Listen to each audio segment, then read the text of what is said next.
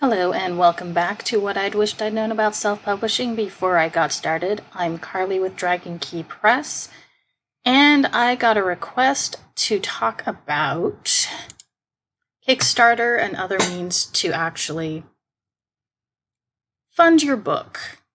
Sorry for any noises in the background. It is an overcast day and there are a lot of sirens out if you can hear them, and my chair is making noises. So sorry about that in advance. Okay, first and foremost, guys, I am disclaimer right here. I have never crowdfunded any of my projects. I know people who have, and they have had a lot of success, but it is kind of a gamble to do this, especially if you are relatively unknown. That doesn't mean it's impossible, but I just thought I would add that as a little warning in advance of this. But as we have seen from authors like Brian Sanders and even Kevin J. Anderson, if you know who he is, he wrote a lot of Star Wars books. You will know that it can be actually quite successful. If you have a good fan base, this is definitely a way to go. I'm not sure if I would recommend it for those just starting out unless you have people you know who want to kind of help you out. But if you are starting out, I suggest starting small. Now, as you can see, I'm already on the Kickstarter page. I'm just kind of scrolling through, looking at the different options they have under publication. But if you look, they have all kinds of different options you can go with: art, comics, crafts, dance, design, fashion, and then so many different categories on there. You can go look for yourself. You can also say, hey, let's look at specific areas. Default is Earth for some odd reason, which I thought was funny. Part of me expected to see them putting something like Mars or something on there when I first looked at it. But if you are outside of the United States, it might be easier, at least on possible shipping, to do it specifically to your country. Even in the United States, I would. And of course, I'm on publication, and they have all these different categories that you can look at. Magic, popularity, newest, end date, the most funded, the most backed, those closest to me, those kinds of things. And as you can see straight up, there are a lot of different types of projects that they have out there. And I don't even know how many are out there because there's just so freaking many. But so you can see there are a lot of different types. Now, I have a nephew who actually did one of these recently only for a comic page, and it really surpassed what he thought he would get. But the general gist of doing any of these kinds of things is you need to have an idea of what it is you want to list. I'm just going to click on a random one here. So you can see they've got a little video that kind of explains the project. I'm not going to click on it. Over here you have the information of how much is pledged, what the goal is, how many backers so far, how many days left on this project. If you're interested in it and you don't have the money right now, you can say, hey, remind me. But here it kind of gives you different things. This is what they call an all or nothing project on here, which means if it's not fully funded, it doesn't launch. And I believe that's default, but again, I am not familiar with Kickstarter other than what I have seen others do. Down here, you're going to have kind of a, this is who we are. This is the basic gist of the, hey, this is how we decided to get going. Kind of a little story if you were to get people interested. Kind of how it came about and what you hope to accomplish. I'm just going to kind of go through here. Here they have their budget and why they have it at such a number for their total number of backing. Images, of course, help make it look all nice and shiny and pretty. They're giving you a little more information about the people who are actually involved in this project. And apparently there's a lot of people in here. I could have just picked on any random one, but there you go. And then they give you some special stuff about the writers and other people in there. And then here's the risks and challenges that this kind of Kickstarter has. Things that make it interesting. With my nephew, the risk was his was just a one-page comic. Kind of we're seeing if this works or not. I've also seen people in this area actually do the tiers of rewards that they have based off of how much you're actually going to donate. A lot of people have this tendency to donate different amounts. And it's nice to have different reward tiers. I don't know if you saw the Brandon Sanderson one, but he had different reward tiers where the more you donated, the more you got. This particular one's already reached its goal, as you can see. And it's still got time to go. And here they've got their lovely, beautiful stuff, product details, and those kinds of things. But it kind of gives you an idea of what it is their tiers are that you can have to add it to that. And sorry if you can hear the dog in the background. There's somebody walking their dog outside. But these are possible things you could get, shipping and handling, those kinds of things. Over here shows the basic start pledge because you believe in it, or different tier. Here's what you would get for this tier, another tier right there. And as the creator of this, you get to decide how many different tiers and what exactly the price point is for those. But you need to make sure you're kind of realistic. Because if it doesn't feel worth it to those backing you, they're not going to back you. But as you can see here, they keep upping the reward the higher the donation they're seeking.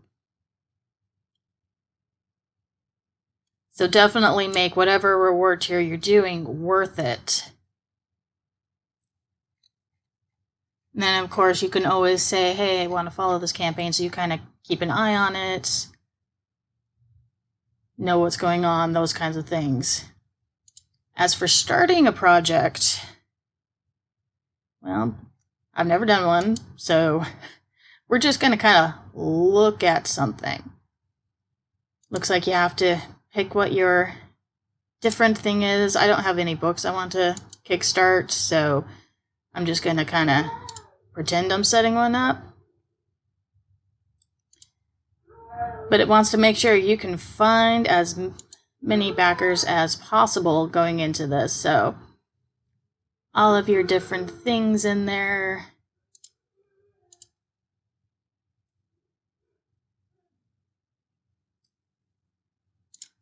Those kinds of things. Select your country. And like I said, I have never done this before, so I have no idea how this works. I'm just kind of pretending. And this is actually probably something you'll probably want to look through and do yourself, but I understand it's actually pretty easy to set up, and it is also recommended by those who have done this before that you start with something simple that you can control, kind of like my nephew with his one-page comic, just to see how it works and those kinds of things. Do something that you can control relatively easy with a limited number of how many things you're going to put on there. But here are the rules. You must have something that you can create to share with others. They must be honest and clearly presented. This is not charity stuff. Profits can't offer equity, and projects can't involve prohibited items, which, you know, they got a lot of things in there. Can't make false claims, coupons, alcohol, financing, blah, blah, blah, blah, blah. You can read through the whole thing if you want to go through that. Basically, it's people creating stuff that they can legally sell that isn't going to get somebody in trouble. But you have your basics, funding, rewards, the story, people that you maybe have as backers or collaborators, payment information, and the project review. And then you have to figure out how to launch it. Since I don't actually have something I want to do right now, I'm not going to go through all of that. But I did want you guys to know that this is an option if you want to fund your project. Again, it seems to work best for those who have at least some following, or at least have something that people really, really want. It's kind of a great way to see just how many people you can possibly reach on a project like this. I may eventually do something on this later, but there are a lot more people out there who are better qualified to talk about this kind of thing than I am. There are other places where you can also try to crowdsource funds for your project. Patreon seems to be pretty popular. I know nothing about it other than the name. GoFundMe apparently is popular, though that one seems to more be with charity, and I know for a fact that they do keep a decent cut of what you earn. But with Kickstarter, you get to keep it all. So if you do decide to go the crowdfunding route, I would suggest Kickstarter or maybe Patreon. But again, I don't know much about Patreon. I know a little more about Kickstarter just because I have family and friends who have done it before. So just keep that in mind if you decide to go this route.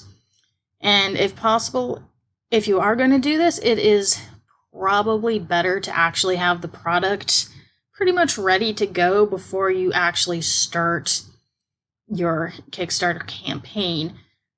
Or at least you're pretty much ready to hit that print button, especially if you're doing print on demand, but have something you can actually physically show in a picture or something like that. So you can see here they have like a game or a physical idea of what it looks like. That way your backers know they're not just backing a fantasy, but something that they will actually either physically get or ebook or audiobook or whatever it is you decide you're doing.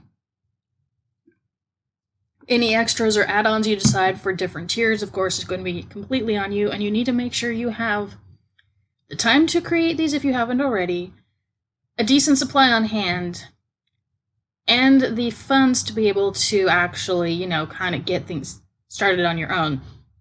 Because it's been my observation that you need to actually have something physically there as an example, which of course requires money to use, and hopefully you get that money back with the Kickstarter, plus however much you hope to get funded.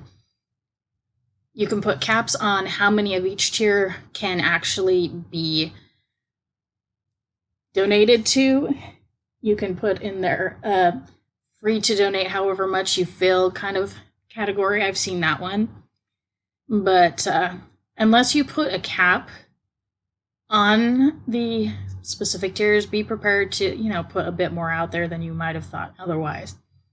And just make sure that you're being honest when you put this stuff out there, because that's the fastest way to keep people happy, is being honest. If you don't stay honest and you don't keep people updated, especially if things change in your life that kind of delay things, because that happens, and I've had friends who have had that happen to them. But keeping people apprised of possible delays or possible extra perks that might be available, people like that. And if you don't, and they expect to get things in a certain date and they don't, they will probably never support you again. So don't alienate any potential supporters. Stay honest. Keep people updated if there are changes and things. Because, this world is crazy. Life happens. But as long as you're honest with your supporters, they are more likely to stay with you over the long haul, especially if you decide to do more of these campaigns in the future. Okay, well, guys, I don't know what else to say about this. I hope you learned something that might be useful or helpful. My best advice on this is to go and explore the website yourself. Maybe start something small or simple, even if it's like, I printed this book at home, and just be honest about it. About whether or not it's traditionally published, self-published, printed at home, whatever it is, make sure that you let them know what it is they're getting. Going back to my nephew, as his example, he had a illustrated comic page, Bug Wars. It was pretty stinking cute. But he had different reward tiers, and he was upfront and honest. This is a single page, hand-drawn. If you get in these reward tiers, you are basically getting a photocopy, signed, photocopy, laminated, a digital copy, those kinds of things. Printed on certain types of paper, etc., etc., etc. So just be upfront with what you're putting out there so people know what to expect and won't be unpleasantly surprised when and if they get it, should they back you. Hopefully they do get it if they back you. If not, whatever. Just make sure you also set realistic goals for how much. So you can see here over the entire website, they've got a lot of things that have been backed and a lot of money that has gone into that. A lot of pledges. Just make sure you make your goals realistic. Budget out how much you think it's actually going to cost for you to do any of these projects. Obviously, some cost more than others. But, kind of look around and see what's out there. And you don't have to start with something book related. I mean, if you're a children's author and illustrator, kind of like I am, you can just go out there and say, hey, I want to do an art Kickstarter. And just do what my nephew did with a single page illustration or something. And just put that out there to see what people think. And if you get some backers, maybe they'll be more interested when you do bigger and better stuff. It's also a part of networking, so just kind of keep that in mind. But again, be honest and upfront about what you're offering, how much you expect to get, and just know that if you don't get enough backers, you're not going to get anything from this. So don't oversell how much everything is going to cost. Don't undersell. Take time to kind of experiment and try things out. I mean, if it doesn't fund, you can always try again, changing up the prices and things like that for the different donation tiers. So don't be discouraged if the first couple you do don't actually do anything. And if they do and they get fully backed, or even you have more backers than you thought you would, by all means, celebrate the victory. And then get to work getting those out there for people so that they are not disappointed in you, and you can keep doing this as a potential way to fund your projects, especially books, because let's face it, self-publishing is expensive. And unless you have the right connections or know what you're doing, it could cost you quite a bit if you're not prepared for it. That being said, I hope you did gain some new insights, some knowledge, something that might help you in your journey with self-publishing. I am Karlie with Dragon Key Press, and I do hope to see you next time.